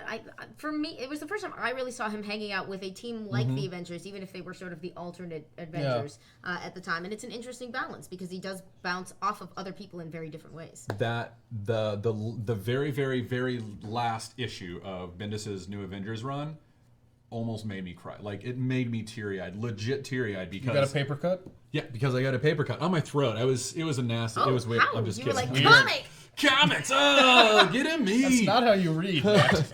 I was learning. I was new to comics still as of 2 years Apply ago. directly to head. Why is it not going in? This is not how reading works. No, because like Doctor Strange had relinquished the title of Sorcerer Supreme when he used dark magic to fight the Hulk. And he had lost it here and there, but for like 3 years he wasn't the Doctor. Brother Voodoo, Yes! and Doctor We have a Voodoo couple Brother took Voodoo over the shout-outs in chat as well. Sanctum Sanctorum, and Doctor Strange was just a dude wearing a trench coat who happened to know some magic. But then like the Ancient One and Damien Hellstrom appeared to him after he defeated Daniel Drum, the brother who died, Right. who was inhabiting, like he was a disembodied spirit who, after Brother Voodoo died, he was released. Yeah. And he was inhabiting all of the Avengers. So Doctor Strange was essentially fighting every single last Avenger, but still trying to not hurt them and using all sorts of different spells. And he eventually had to use black magic to get rid of Damien Drum, or Daniel Drum. Drum. And he was like, oh, well, I'm not the Sorcerer Supreme, so I guess it's one more black mark on my soul. And then the Ancient One appears to him and is like, no, sometimes you do whatever is necessary, and that's what makes you the actual Sorcerer Supreme. Yeah. And the Cloak of Levitation and the Eye of Agamotto reappear on him, and it's a full-page spread. And I was just like, oh, yeah, the Sorcerer Supreme, man, you did it! You did it! You did it! That was a really good story. was a Stuart great Immonen story. drawing that one? Yes. Was I feel like it was Yeah, Stuart Immonen that was was the Stuart. artist on that run. It was good times. Yeah, good I- question. I am going to segue us into Ahsoka Grey asking, what are the problematic aspects that you mentioned earlier? I'm going to say my summary on this is that Doctor Strange has his origins in a different time. Very true. A time that we might gently call a more background racist time. And it's not... There are issues, as you may have heard about. Some folks had disagreements over some of the casting choices in the Doctor Strange movie. One of them being that the role of the Ancient One, which was... everyone sort of agrees that the Ancient One, as we meet him in the early 60s, is kind of a stereotypical wise old Asian man of at the indeterminate mountaintop, origin. He is. Such as you saw in countless similar stories at the time. And in the manner of many of those stories, the star pupil who turns out to be gifted with the legacy of what is, depending on the story you read, more or less strongly associated with that region of the world, ends up being a white dude from America. Yeah. Those are elements of the basic construction of Doctor Strange that you either live with, change, or depart from. Like, It's the it- white savior sort of. The White Savior, Yeah. the Great White Hope, Yeah. and again, when I was mentioning earlier about how Doctor Strange was actually a bit of a throwback character to like 1930s characters. So many 1930s characters, whether they were occult specialists or sometimes literal superheroes, had origins of like the Thin Man, the Blazing Skull, Green Llama, and more. All had this origin of a white dude who found a hidden society in Tibet or China or Like a underneath Shangri-La of Japan sorts, yeah. or Shangri-La, met these Asian people who had these secrets but never thought to like do something proactive with them and go out into the world and be heroes. They took this white man would take the ancient Eastern secrets and then go out and be a hero. And that was seen time and time and time and time again, and Doctor Strange did it again. Although interestingly, in the first handful of stories, there were readers who thought that he was Asian based on the way because of the way he was drawn. the way the there Steve was Ditko a drew really him. awkward prototype character before they did Doctor Strange, Dr. Drum, who unfortunately actually turned into an Asian guy when he did magic and was a white guy the rest of the time. Yeah. So it could have been worse. But yeah, I agree. There's nothing, it was done in the 60s, so there's no hiding from it like that. That was done. No one saw a problem with. Well, no one like White saw a problem with it No at one the they were time. listening to saw No, a problem with it. And yeah, that's definitely problematic. I don't think you need to ignore that or say like, but I still like the story. You can like a story while recognizing, no matter what time period it came out of, that there are problematic elements of it. And we hope this will always be true. It is not only appropriate but necessary to critique the things that we love. Yeah, absolutely. And then on top of that, like eventually you introduced Wong, who again goes into this other thing of We've mentioned 800 times and never told you anything about. Like you go into that Because classic. he was a manservant. Yeah, he was Doctor Strange's manservant. He was an Asian valet. Yeah, he was an Asian, which He's again really goes damn into lovable. so many adventurer characters in the 20th century before then were like wealthy white guys who had the trusted Asian valet who only had one name, not a first and last name, just the one Wong. name, whether it's Kato or Wong. Which they made super cute in the movie. Yeah, yeah, and that's the thing. Like and I actually gave Derrickson credit that he later in an interview said we made a mistake. Like we had good intentions, but even if you're choosing the lesser of two evils, and this is his words, you're still choosing an evil. Yeah, and that This is, I think, a Scott Derrickson interview with Jen Yamato, I think, the journalist. It's really worth reading. It is. And, I mean, he brought up, like, we did this because I was trying not to write, if we did want to make the Ancient One a woman, but then we thought, well, we're just making her now the dragon lady stereotype of fiction. And so we did this. And he said, I didn't realize until later, like, we had participated in an erasure. And I think that's very important because there are several stories. Baxter Stockman is actually one of my favorite examples of this. In the original Ninja Turtles cartoon, when they brought in Baxter Stockman, there was a fear on the producers, well, Baxter's black in the comics, and he's our only black character here. If we make him a villain, like, are we saying, like, black people are villains? No, so the solution was turn him white. That was their solution. When the solution could have been, make one of these other characters also black. But don't make him the only black character in the cartoon. Yeah. And likewise, when people, like, bring up, not just about the Ancient One, but about other characters, like, well, if you have them Asian, then it's a stereotype. Like, well, no, to me the solution to that is... Only if they're the only Asian person in the world. Only if they're the only... But also, like, you can fix it by not writing them as a stereotype. Write them as a character and give them other dimension beyond, I have all the answers because I'm old and wise and from another culture that is not America. And it is tough because, of course, I think we all sort of generally agree. I think Tilda Swinton gave a wonderful performance. Which was never a question of mine. It sort of must be separated from this context where it's not clear whether they, like, well, and made the best possible choice. initially, like, I can remember, like, waiting on casting with bated breath because, again, Doctor Strange. Yeah. And I was like, why are they casting Wong? They haven't announced Wong. Like, they're into production. Why haven't they announced Wong? And they hadn't announced Wong because they had planned on not using Wong. And it was because Wong is a stereotype, and we don't know how to address that. And they eventually, and I think it was because of the backlash with Tilda Swinton, they were like, all right, we'll make him an Asian We won't character. make a movie with literally no Asian people. Yeah. In it. Which is appreciated. It's a step in the right direction. Like it does, but it also doesn't erase the problem with Tilda Swinton, which is a problem. And whether there was a really cute moment. I got to talk to a lot of the cast, which was a really amazing experience. And there was a moment that didn't make it through into the final cut version, where Benedict Wong, when I was asking about getting the part, he told this adorable story about being that he's English and he's friends with Chiwetel Ejiofor. And so at some point he was just like, "Oh, what are you up to these days?" And he was just like, "Oh, I'm doing this Doctor Strange movie." And so Benedict Wong was like, "And I'm nosy, so I went and looked it up." And he was like, and I looked it up and I went, "Wait a minute, Wong, there's a part for me in this thing." His name is literally Benedict Wong. Yeah. And so when I sort of asked him what drew him to the role, obviously it doesn't end up being like he's not the lead character of the movie, but he specifically said, you sort of look around and there's not a lot of super Asians. So one of the, he was explicitly acknowledging that, like, he wanted to step into this heroic role, which I think is cool. and that's very cool. Yeah. And one of the things that they've done with Wong in the last, 15, 20 years is given him way more. Because, like, in the 60s and 70s, he was very much, keep my house, feed me, make me tea, keep my library. Yeah. But in the 80s and very much more so the 90s, he started accompanying Doctor Strange. He started showing that he knew magic. He started showing, I do way more than just keep your house. And then there are other stories, like one of my favorite frames, I can't remember where it came from, but I just remember the frame so well. Doctor Strange is so hyper-focused on doing this magic kind of thing. And I think this may have been in a New Avengers, because this is feels like a very Bendis moment. He's like focused on doing this one specific task, and he's so in his own head that he doesn't realize that he's under attack. Right. And Wong is protecting him. Doctor Strange is clueless to it.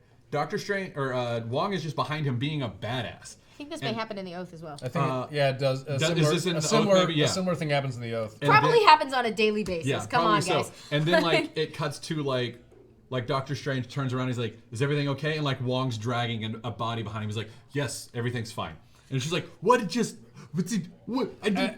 Wong is so awesome." In the late 80s, we started really developing Wong as a character and gave him a love interest and gave him desires. Sarah Wolf? Or was she the secretary? There was a... Yeah, but like we were giving him desires and goals and a personality outside of serving Doctor Strange.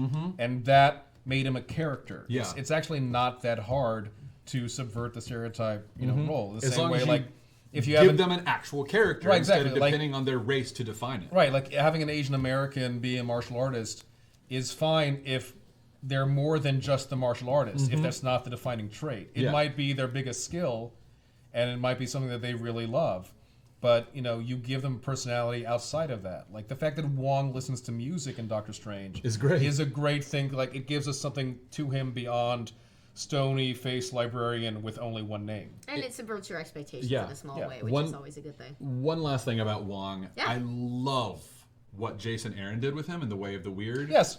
Where... So one of Jason Aaron's biggest contributions to the Doctor Strange myth is that magic has a cost. And we've heard those kinds of things before, but in Jason Aaron's, like, the way he says it is it literally has a cost, a toll upon your body to use this magic. Doctor Strange should have died from all the magic that he's done years ago. The stresses it puts on your body. The stresses that it puts on your body and mind and spirit. But Wong found a way to channel those costs into monks who take the pain for Doctor Strange, and Doctor Strange is not aware of it. He has no idea that Wong has done this, and that all the suffering and pain that Doctor Strange comes home dealing with. I love that I can't decide whether that's like a wonderful, nice thing or not. Like, well, but like but it's so sweet. It's so obviously pure in intent. Like, yeah, but like, and the monks that channel that pain into them have done so willingly. It's but like if I'm causing harm to someone and you're hiding me from that fact, I would be so mad. Oh, yeah, absolutely. And Doctor Strange, when he finds out, like, is of course like, wait, you've done what? Yeah. But like, there is that like, I think it was like in issue 4 or something like that. This wonderful moment where I was just like, oh my god, that's brilliant! Like, God, Jason Aaron just is so good. And again, that's how you make a character when they have a different morality than the boss or the person they're serving. That's great. All right, so more questions. We've got about 20 minutes left. And we still haven't talked about magic characters. We haven't really branched out. There was, let me find this. Nerman423 is back with, hey guys, another question. Favorite magical-based comic book character other than Doctor Strange? We sort of covered this in the Marvel universe, but let's say like outside of Marvel. I love Constantine. Nice. I really love John Constantine. He's a great one. I don't know much about him. I've read a few Hellblazer comics and some of the like more recent John Constantine stuff. But I just love the idea that this guy is just like, he's so put up on. He's just like, oh, I've got to go do this thing. All right. Like, smokes the whole time he does it and is brilliant and great at it. But I don't know enough about him to really say, but like, I know that I like the character and that I want to read more. So. I mean, and that was the intent was to be a blue collar wizard. Yeah. And who looks like Sting, I have a great affection for John Constantine, but like I have a deeper affection for Zatanna of DC Comics. Yeah, it's fun to me because she has just as much fun doing stage magic as she does real magic. Like, she finds that such a challenge to actually come up with conventional methods and technology, how do I make it look like this guy disappears off my stage? I could just cast a spell and do it, but the challenge of actually accomplishing it through technology interests her. Yeah. And also,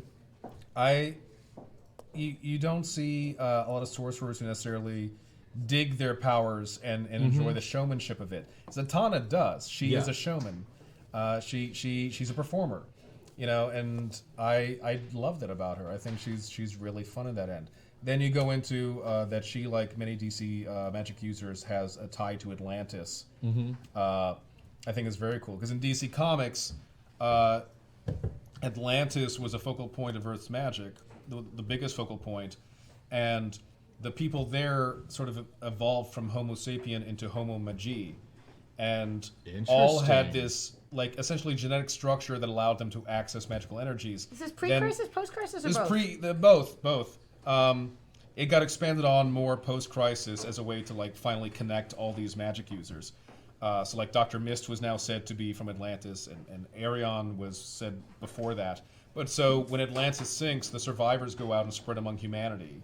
And so anyone in the DC universe who can truly use magic outside of having a talisman is a lineage of Homo magi. That's awesome. I did not even know this. So like Batman, he can hold a talisman or do a chalk circle and read something and accomplish some minor spell, but he has no ability. He cannot become a sorcerer. It's not in his genes. Yeah. Whereas like Zatanna can, because this is her the dad lineage. is Daughter Zatanna? of Her dad is John Zatara. Yeah. Or Giovanni Zatara, as was retroactively revealed. He was the first character. He was introduced in the 40s, and the idea was that he had found Leonardo da Vinci's secret spell book, and if you don't know, Leonardo da Vinci sometimes wrote backwards, and so what John Zatara discovered was that if you speak spells, your desires backwards, it happens. And later, Zatanna, who was doing this, talked about it's actually just a focus for my energy. Like I have magical energy. Speaking backwards allows me to focus it and concentrate in the right way. Yeah. It's not literally no one else just speaking backwards can do it. Yeah. Like, you know. It's a focus of your intention and Right, your exactly. desire. Yeah. But it also makes her incredibly fun because you get to read the backwards dialogue. And also which is one of those like this is a thing you can do in comics that is particularly fun. Yeah. Which sometimes you forget about, like something as simple as the fact that you are reading the words and looking at pictures can be used for storytelling tricks in ways that other media just don't get to do. Yeah. Which and I love that in she was later in Justice League Unlimited, but before that she made a brief appearance in Batman the Animated Series. And she is portrayed as just a stage magician. If she's really a sorceress, it's not revealed in that episode. Yeah. But when she's performing, instead of abracadabra, she says arbadacarba. And just like that little like reference to like I'm speaking it backwards, nerds. I love that. So I dig that. I really do like that character a lot. And Yeah. again, like I've said on this show countless times, like DC is the biggest comic book blind spot I have. So like just hearing this stuff, I'm just like, tell me more, Alan. Because DC, like here's the thing, like Marvel for the most part, like really began with Fantastic Four 1, and it's the house that Jack and Stan and Steve and a few others built. And they later brought in Golden Age characters like the original Human Torch, Submariner, and stuff, but they were reinterpreting them. They didn't actually hold the 1940 stuff to be absolutely canon. So it was essentially like a reboot of that for those characters. Whereas DC, so everything stems from the universe that started in Fantastic Four 1, and so because it was Stan and Jack and Steve as the main architects, there is more of an internal consistency with how that universe operates. Whereas DC, like Batman and Superman in like 1940 were still in a different publisher than what would eventually create the Justice Society and Wonder Woman, and then those merged, and then later they bought Quality Comics, and then later they bought Fawcett Comics, and then later they got the Charlton Heroes, and so DC took the gotta catch 'em all approach to superheroes. So because of that, But it's a mishmash. Yeah, because of that, you've got this mishmash. Also, because even if you just went to the original publishers, there was no one guiding voice behind those families of characters, and so eventually you had people like Neil Gaiman in the Books of Magic I was hoping we'd get here. Somebody asked about this on Twitter. So in the Books of Magic, you introduced Timothy Hunter, who looked a bit like the later introduced character Harry Potter, a bespectacled English A lot of fans boy. got mad, but Neil was cool with it. Everybody shares influences, and it probably was not a direct influence on Harry Potter. I really doubt it. And he's such a different character. He's such a different character.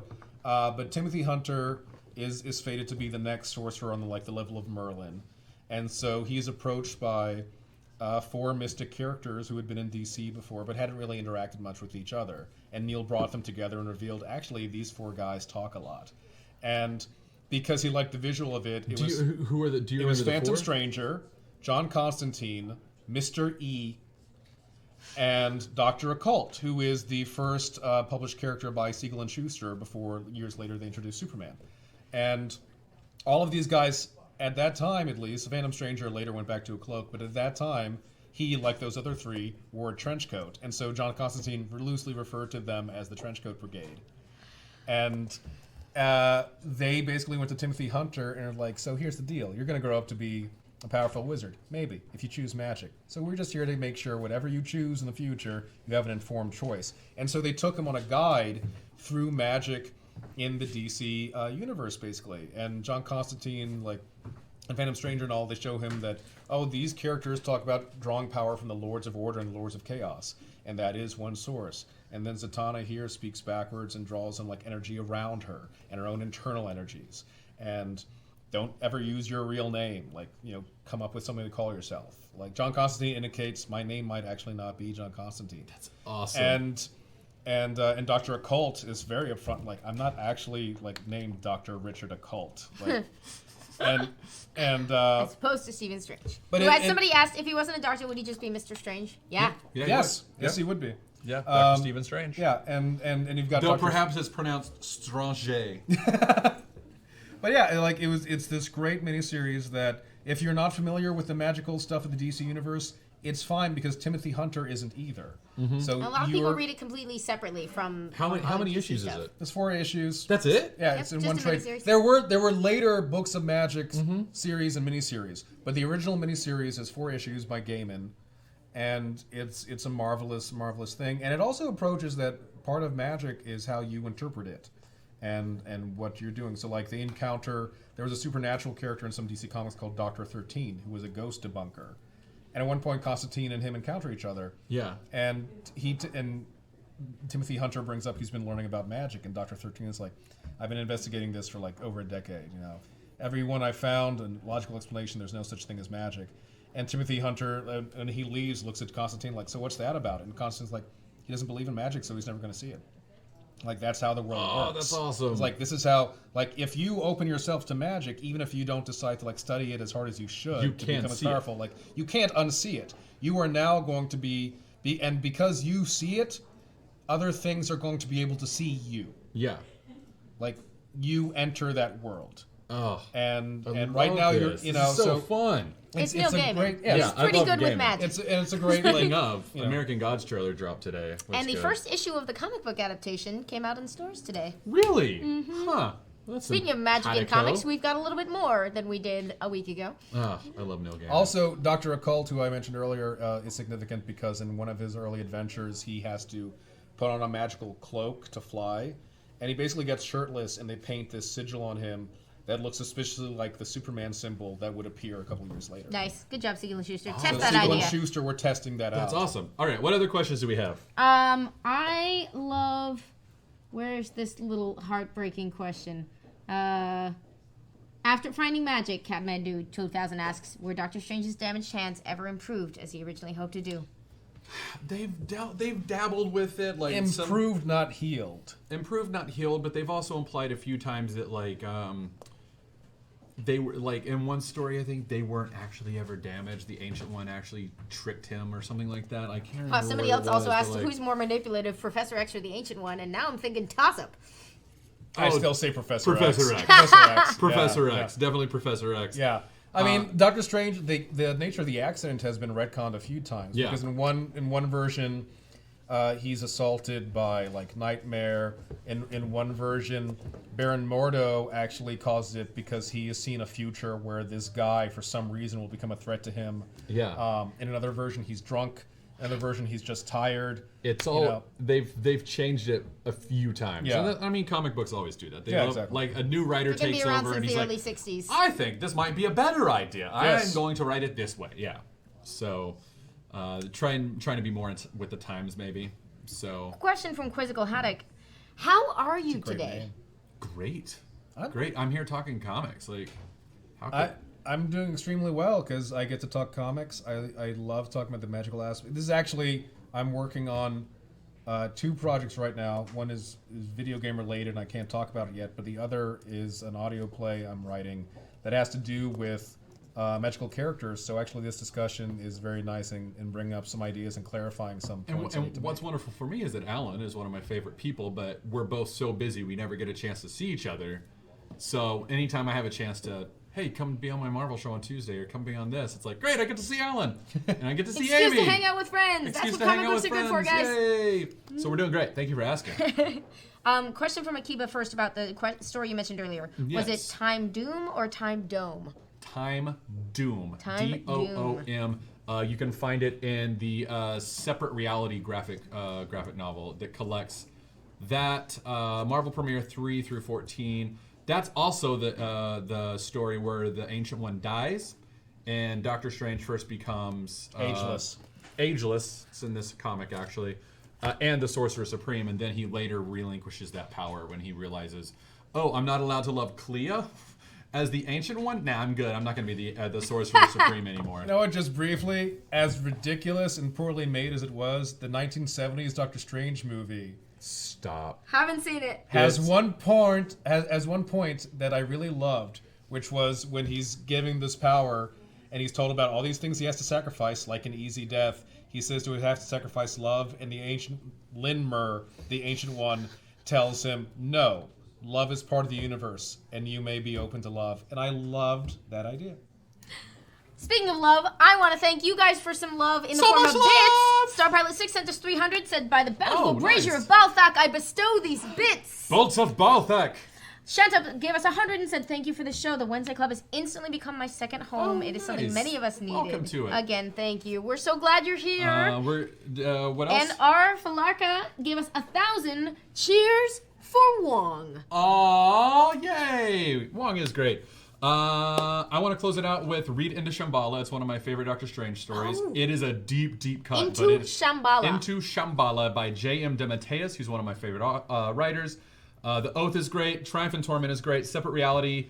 If you want to dive deep, go for Separate Reality. Also, Montesi Formula. Find Eternity Saga. That's another good one. I'll type it all up on Twitter and we'll have it out there. But where can they find you on Twitter, Mikey? What's that? What's next week? We haven't decided yet. It's a surprise. It's my turn, and I gotta decide what to talk about. And there's a lot of good stuff. There's a lot of good look stuff. To find it online between now and then. Yeah. We'll decide in the next day or two. Yeah, look at my Twitter in the next day, and I will have a call on next week's show and some suggestions. I'm excited. And we were going to have Ashley Robinson today, but she couldn't make it, so perhaps she'll be here next week. I might try to trick her into doing that. Yeah. Yep. But it'll probably be DC related because we've done so much Marvel stuff. Who knows? Anyway, I'm at the Matt Key on Twitter.